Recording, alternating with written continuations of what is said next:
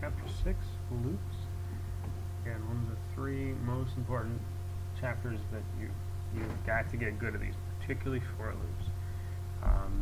There are while loops, do loops, for loops. The most common one is going to be a for loop where you're looping for a set number of times. You can write a while loop to do that, although while loops are more typically used for loops where you have some sort of true or false condition that's not numerical. While not done, while Boolean flag is done is false, or something like that. But a while loop runs, the loop body executes while the expression is true, whatever that expression happens to be, while x is less than 10, or whatever. The key to writing a loop is that you have to have some sort of terminating expression. So if I'm looping while x is less than 10, I have to make sure that I update x, otherwise I just get an infinite loop. Right. Looping is called iteration. It's an important term to know.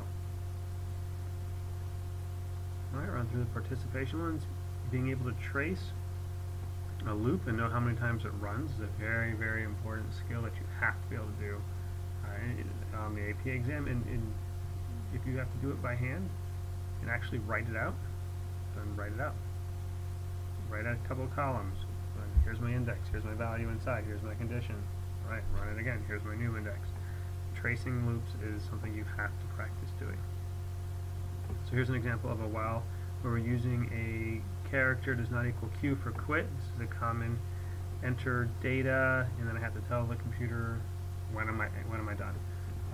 Now obviously if Q is, the instructions are pretty explicit, but if Q is a valid input, you'd have to figure out another way of receiving input to say some terminating input. So this just takes a scanner, sets user input to null, or to the empty string, while the user character does not equal Q, print characters to make the shapes, and then keep going through. Okay.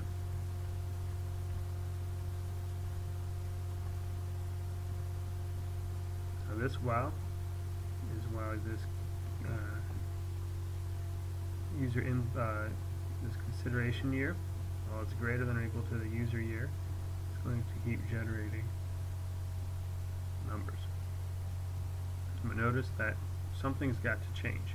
In this case, constant year gets subtracted. So you go back one generation every time. Off by one errors, which are listed as an important topic on the topic page for Chapter 6. There's also already a couple of videos up from the book last year. Off by one errors, stopping one too soon or trying to go one too far. Very common. So you always, if you're working with data, you need to check that you are, in fact, if it's like a sequence of numbers or values or strings or whatever, that you are in fact dealing with the last case and you didn't stop one time too early. If you try to go one time too far, you generally will throw an error, and that makes it pretty obvious.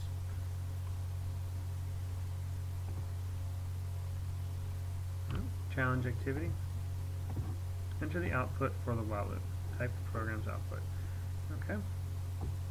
So, start it. When it comes through the first time, loop iteration here. While G is less than or equal to 3, print G. G equals G plus 1. So the first time it's 1.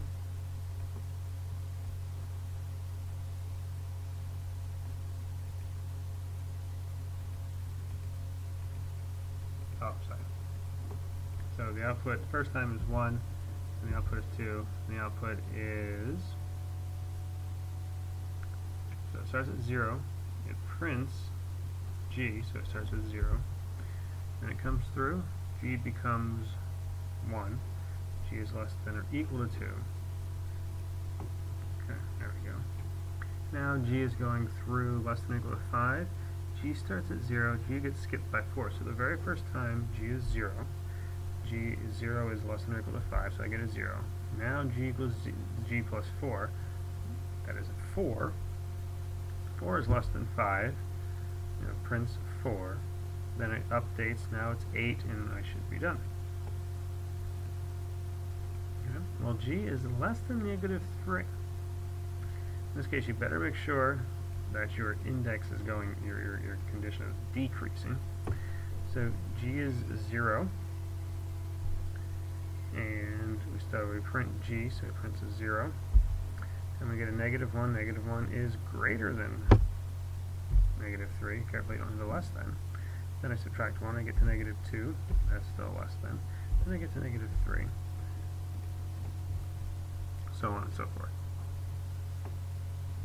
Basic loop with user input. Again, this is going to be a very common thing. So write an expression that executes the loop body as long as the user enters a non-negative number. So non-negative is a number greater than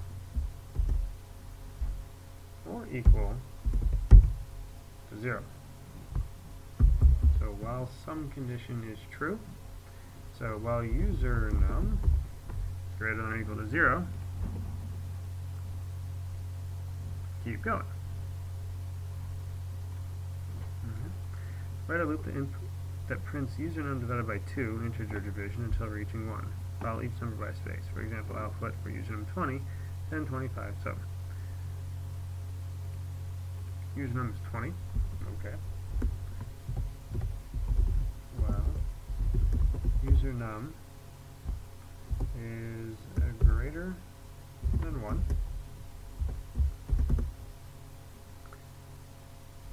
System out print, not a print ln, print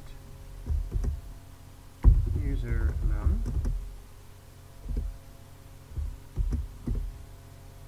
plus a space. Now I have to update. User num equals user num divided by 2.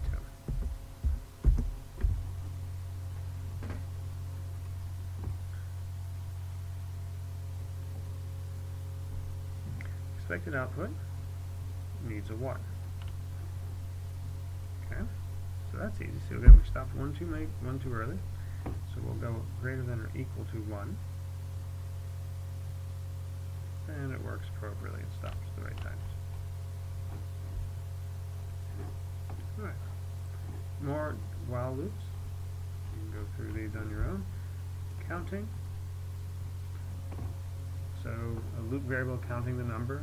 I is generally used as an index, and it's common to write I is less than some number, I equals I plus 1. Now, I don't want you to spend too much to get these to work, but I don't want you to spend too much time worrying about these, because there is such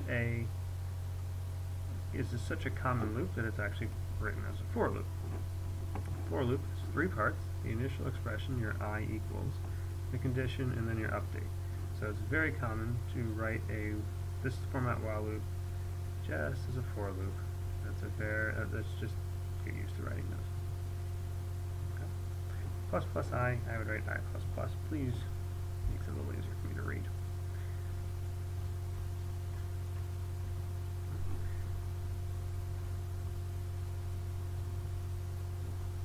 You can do this where you update twice, but only do that if you're trying to update twice. So enter the output for the loop. So again, now that we know that turn 1 is int I equals 0. Now, don't do this, please. Don't initialize it. Initialize it in the for loop. For int I equals 0. That is common standard practice. You only would do I outside the loop if you wanted to have I accessible outside the loop. But the index I should be inside the loop and only touchable. It should be a local variable in the loop itself. So I is at 0, I is less than or equal to 3. I gets incremented at 1 time each time.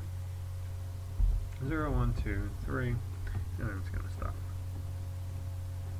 I is 0, I is less than 4, I plus plus, same thing, 0, 1, 2, 3. So it's less than or equal to, it's not less than or equal to 4, it's less than 4, so it's going to stop at 3, etc. You can finish that one. Write a for loop that prints 1 through up to user num, print a space after each number, including after last number. So that's easy enough. Or, I don't think I can change that, can I? Nope. Alright, now I want to say int I, but I'll just be, I don't like this format at all. For I is 0, I is less than or equal, because we're going to include user num, I plus plus. System out print, not a print ln. User num plus a space. They allow us to put the space at the end, which is nice because we don't worry about chopping it off. And let's see what we got.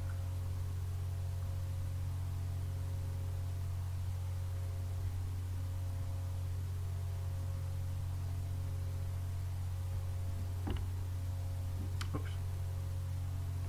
My mistake, I had myself print the index, not the number. So I have the index.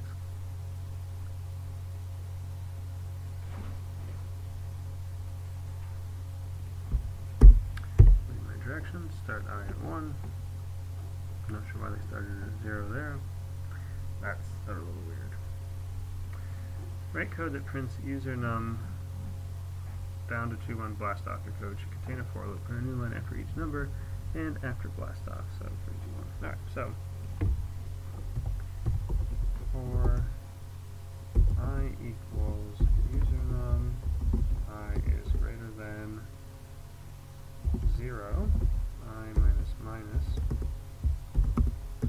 system out print ln I, then outside the loop, system out print ln blast string blast off exclamation mark. Now I'll see if it yells at me for having a print ln versus a print here. There we go. Nested loops, just loops within a loop. Very common, very tricky. Just be careful. Tricky with your indexes, they do need to be different because they can be accessed from within.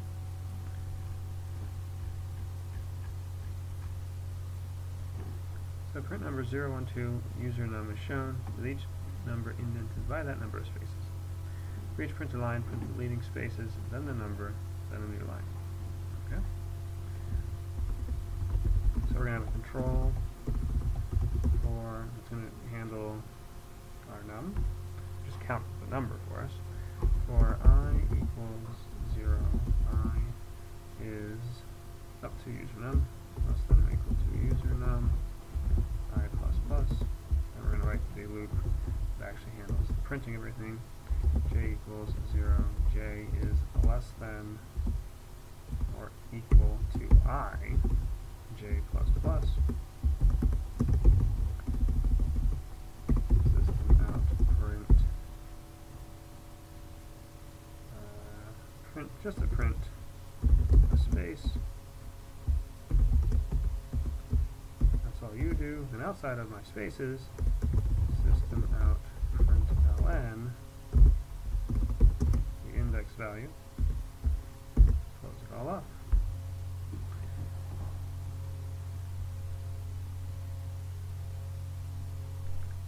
Expected output.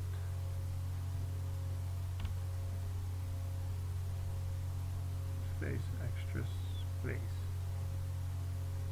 Alright, why is there missing white space? Red is an extra white space. Alright, why do we have an extra one? Print space.